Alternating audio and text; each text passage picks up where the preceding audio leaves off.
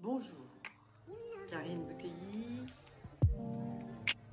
hypnothérapeute, coach de vie, énergéticienne. Dans cette 4e vidéo, la 3e sur la loi d'attraction, nous allons voir plus en détail comment mettre en application cette loi et par quoi on commence. C'est à partir de la connaissance de soi que j'ai pu déterminer 3 groupes de personnes. Les égotiques, ce sont des personnes qui vont penser que ça va passer, qu'ils sont assez forts pour s'en sortir tout seuls, qui n'ont pas besoin de personne, qu'ils vont être en général très contrôlants et ils ne croient pas en général à la loi d'attraction, évidemment. Ils ne peuvent se remettre en question qu'après des années de répétitions négatives, de burn-out, de dépression.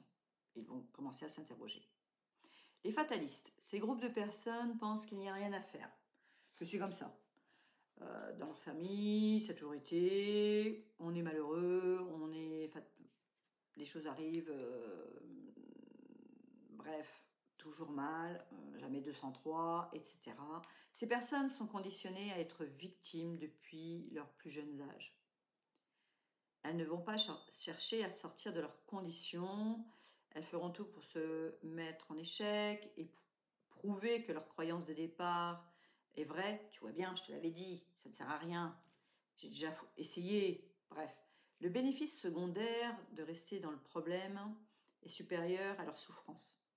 Il va être très difficile pour ces personnes de sortir de la victimisation.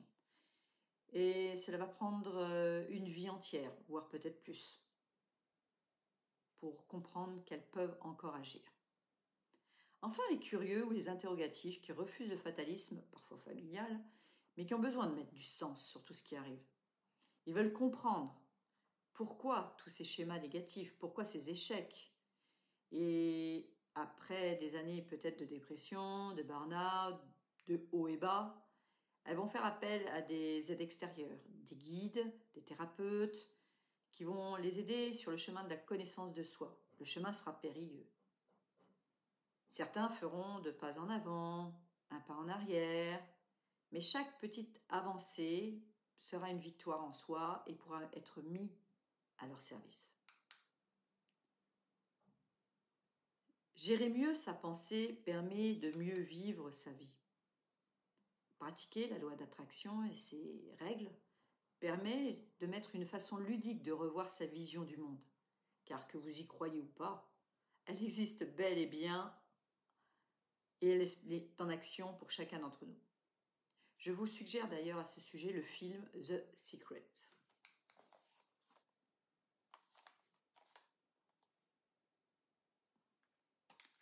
Alors, c'est parti, amusons-nous.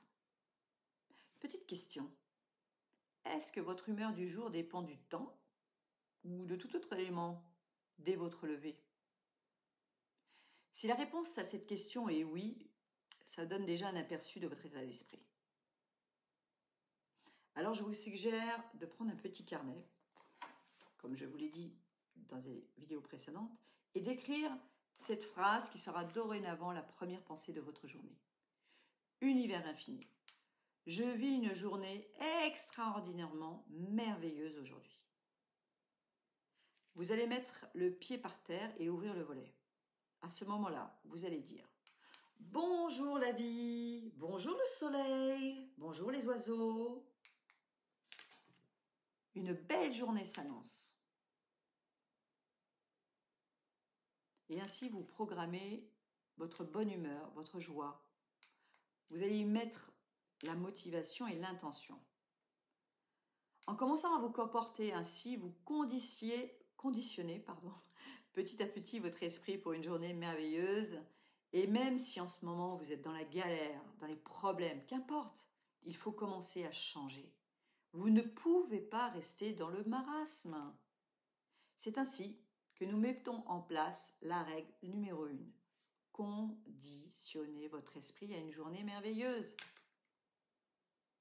En dehors de cette phrase, vous allez de suite écrire 2 autres phrases positives pour vous conditionner, pour conditionner votre journée. Ces 2 phrases doivent être écrites avec vos mots courts, présent indicatif, positives. Et vous allez les dire assise dans votre lit. Vous les direz tous les jours. Et vous allez les dire matin, midi et soir, quoi qu'il arrive. Règle numéro 2. Après, vous êtes prévu une belle journée. Vous allez faire votre demande par rapport à vos objectifs dans tous les domaines. Professionnel, sentimental, personnel, qu'importe. Nous allons voir plus en détail comment formuler précisément vos phrases. La règle numéro 3, c'est que vous allez dire aussi « j'efface » à chaque pensée négative qui vous vient à l'esprit. Et vous retournerez positivement la phrase que vous aviez lancée. Exemple, ça me gonfle, ça me saoule cette journée, cette personne. Ne vous étonnez pas d'avoir du surpoids avec des phrases pareilles, lancées à longueur de temps sans prise de conscience. Vous allez tranquillement prendre des kilos superflus. On appelle ça d'ailleurs des kilos émotionnels. Ça m'agace. Ne vous étonnez pas d'être énervé en permanence ou d'avoir la colère à l'intérieur de vous. Ça m'épuise. Un manque d'énergie. Ça m'énerve. Des problèmes de tension, de nerfs. Vous l'avez bien compris, les mots portent une vibration et une symbolique qui engendrent des conséquences bien plus importantes que vous ne le pensez. Alors, à chacune de ces réflexions, dites « j'efface » avec votre main, comme si vous étiez en train d'effacer un tableau. OK? Une petite phrase peut-être à ajouter à votre carnet qui serait la suivante. Je reste calme en toutes circonstances. Et vous verrez que vous ne prendrez plus de la même façon les événements perturbateurs, les contrariétés de votre vie. Attention, évidemment, ça ne va pas arriver du jour au lendemain, les changements. Toujours pareil, pratique, pratique, pratique. Ce qui m'amène à la règle numéro 4. Oscar. Ah. C'est ainsi que j'ai nommé mon petit vélo dans ma tête, ou cette petite voix qui est toujours en train d'auto-saboter, de juger, de critiquer, qui est une pensée souvent obsédante. Bref, j'ai prénommé Oscar pour l'exercice suivant. Car il ne sert à rien de faire semblant d'être positif quand ça ne l'est pas et que des contrariétés sont bien présentes. Alors vous avez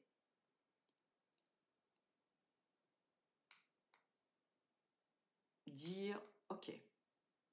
Vous allez d'abord reconnaître et accueillir cette pensée obsédante, cette petite voix en vous. Ok Oscar, j'ai bien compris. J'ai bien compris que tu craignais de changer, que tu es contrarié par cette personne, par cet événement, par cette situation. Ok. Je vois bien que tu es énervé, je vois bien que tu es en colère. Je vois bien qu'il est bien plus simple de réagir comme d'habitude. Que tu es confortablement installé dans tes habitudes, dans tes croyances, dans tes certitudes, que tu es sûr d'avoir raison d'ailleurs. Mais voilà, j'ai décidé de changer. Donc je ne vais pas faire ce que tu dis ou ce que tu penses, car j'ai décidé aujourd'hui de faire différemment. Ok ? Donc vous allez répéter ce petit monologue envers vous-même, évidemment, votre autre vous qui est là et qui pour l'instant veut absolument tenir, continuer à réagir toujours pareil, toujours de la même façon, penser toujours identiquement à ce qu'il a connu depuis toujours, face aux contrariétés, face à cette personne qui vous énerve, que vous avez envie de baffer peut-être. Ouais. Donc vous allez prendre conscience que vous êtes en train de réagir comme ça, que vous êtes en train de penser encore toujours pareil. Et vous dire, ok Oscar, j'ai bien entendu, j'ai bien compris, mais aujourd'hui je ne vais pas faire pareil. Et au fur et à mesure que vous prenez conscience, vous allez lui dire à cet Oscar, vous allez lui dire, ok Oscar, je t'ai bien entendu là, mais tais-toi, chut, stop.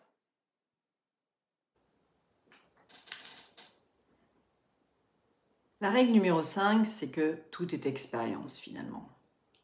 Et au lieu de ressasser vos problèmes, regardez ce que votre problème vous demande de réaliser, vous pousse à faire, ou même vous a apporté. Bref, notez dans un carnet cette contrariété, cette problématique, et ce que ça vous pousse à réaliser, ou ce que ça vous a poussé à faire.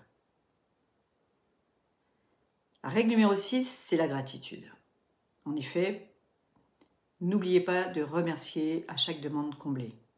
Remercier, c'est prendre conscience déjà de ce que vous avez aussi dans votre vie actuellement. Un toit, des vêtements, une voiture, du boulot, mais aussi de ce que vous êtes. Une personne charmante, généreuse, bienveillante, joyeuse, sur qui on peut compter. Remerciez tout ce qui est déjà existant dans votre vie. Ne soyez pas ingrat. D'autres n'ont pas forcément ce que vous avez déjà. Ce qui m'amène à la règle numéro 7. Se considérer. Comment vous considérez-vous? Quel est votre niveau d'estime? Est-ce que vous vous aimez? Car soyons honnêtes, comment voulez-vous que l'univers réponde à vos demandes, à vos commandes, si vous ne vous le méritez pas? Si vous ne valez rien? Tout ce qui se vit à l'intérieur se reflète à l'extérieur. Je voudrais vraiment que vous imprimiez cette phrase, voire même que vous la notiez sur votre petit carnet en rouge, sur la page de garde. Nous avons le libre choix de modifier notre caractère. L'effet placebo fonctionne car la personne y croit. Alors, croyez en votre capacité de changer. Il n'y a pas d'âge pour changer. Absolument pas. C'est l'intention qui compte. Est-ce que vous avez envie d'essayer, d'expérimenter quelque chose de nouveau, quelque chose d'autre? Est-ce que vous souhaitez vraiment sortir de votre zone de confort? Tout est là, et c'est la vraie question. Alors il est vrai que, et je terminerai par la règle numéro 8, l'envie de changer vient aussi de nos vibrations. Plus notre vibration est élevée, plus nous avons envie d'avancer et de connaître. Et il est important de faire monter notre vibration pour que les choses adviennent. Que vous y croyez ou que vous y croyez pas, cette loi d'attraction s'active en fonction de vos vibrations. Et plus vous vibrez haut, plus vous vibrez positif, et plus vous allez attirer du positif dans votre vie. Et vous allez attirer aussi à vous les synchronicités, les hasards, soi-disant. Et comment montons-nous nos vibrations? Eh bien, tout d'abord, en s'alimentant correctement.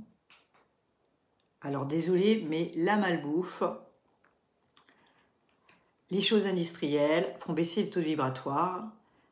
Pareil pour l'alcool, pareil pour la cigarette. Bref, tous ces ingrédients, si je puis dire, ces aliments sont nocifs pour notre corps et notre corps vibratoire notamment, et notre vitalité. Ensuite, cultivez votre pensée positive. Plus vous rayonnez positivement, plus vous attirez les bonnes choses à vous, les bonnes personnes et les bonnes synchronicités, les événements favorables, les messages de la vie, de l'univers, de vos guides. Allez aussi prendre régulièrement des bains dans la nature, touchez les arbres, sentez les fleurs, écoutez les oiseaux, les bruits de la nature. Et pendant que vous faites ça, Oscar, là, il ne peut pas venir vous ennuyer. Vous êtes focalisé sur l'écoute d'autre chose, non pas sur votre petit vélo, sur votre mental, mais sur ce qui est à l'extérieur de vous, le ressenti peut-être du vent sur votre peau, sur votre visage, le soleil, les rayons du soleil. Vos yeux sont occupés à regarder, à observer, à contempler. Vous pouvez même vous recentrer sur votre respiration et méditer en pleine nature. Et juste faire le calme dans votre mental.